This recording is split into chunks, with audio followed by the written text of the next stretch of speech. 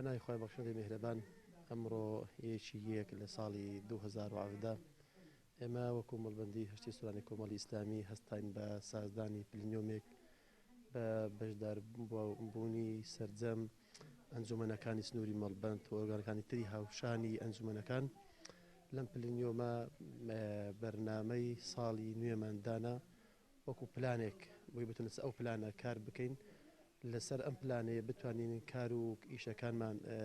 ڕێک خەین بە سەرکەوتوی بتوانین لەم ساڵەدا کاری باش بکەین بۆ بەرەو پێشبردننی کاروانی ئیسلامی و لە